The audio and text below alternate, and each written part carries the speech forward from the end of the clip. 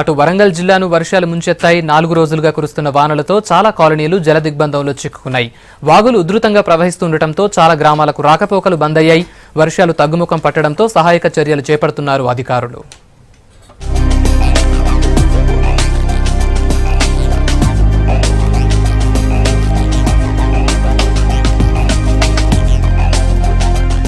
వరంగల్ జిల్లాను వర్షాలు బీభత్సం చేశాయి. ఎడతెరిపి లేకుండా పడుతున్న వానలతో జనం తీవ్ర ఇబ్బందులు పడుతున్నారు. చాలా ప్రాంతాలు జలదిగ్బంధంలో చిక్కుకున్నాయి. వరంగల్, హన్మకొండ, కాజీపేటలోని కొన్ని కాలనీల్లో వరద తగ్గుముఖం పట్టడంతో ఇళ్లలోకి చేరిన నీటిని బయటకు తోడేస్తున్నారు. ఇళ్లన్నీ బురదమయంగా మారిపోయాయి. మాకు మోకాళ్ళ మంటకి సాతి మంటకి వచ్చినాయి వరద బాగా. మేము వస్తువులు ఎక్కడన్నా పోని కానీ మా ప్రాణానికన్నా భయం అని పోయినాం. మేము వేరే దిక్కున్నాం, తల దాచుకున్నాం. తెల్లందాకా అన్నే పండుకున్నాం. వాళ్ళు బయట వాళ్ళు మాకు ఇంత అన్నం పంపిస్తే తిన్నాం. మళ్ళీ పొద్దుగాల వచ్చి ఇవన్నీ చదువుకుంటాం. వరద ప్రాంతాల్లో సహాయక చర్యలు చేపట్టారు రెవెన్యూ, పోలీసు అధికారులు. పునరావాస కేంద్రాలకు తరలించి అన్ని వసతులు కల్పిస్తున్నారు. అధికారులతో పాటు స్వచ్ఛంద సంస్థలు, ఎన్సీసీ క్యాడెట్లు ముందుకొస్తున్నారు. పునరావాస కేంద్రాల్లో వరద బాధితులను ఎమ్మెల్యే కొండా సురేఖ పరామర్శించారు. ప్రభుత్వం అండగా ఉంటుందని భరోసా ఇచ్చారు.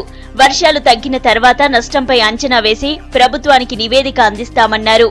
మరి ఇంకా ఎవరైనా కూడా ఇబ్బందులు ఉంటే యువకులను మేము అక్కడ స్థానికంగా ఉన్నటువంటి యువకులను మరి గైడ్ చేసి వాళ్ళను కూడా షిఫ్ట్ చేయమని చెప్పడం జరుగుతూ ఉంది. ఎందుకంటే మరి రేపు తర్వాత ఎంఆర్ఓ గారు వాళ్ళ యొక్క టీంని పంపించేసి ఎంత నష్టం జరిగిందనేటువంటి అంచనా వేయడమే కాకుండా ఎవరి ఇండ్లు పూర్తిగా ధ్వంసమైనవి అవన్నీ కూడా ఒక రిపోర్ట్ తయారు చేసి ప్రభుత్వానికి పంపించడం జరుగుతుంది.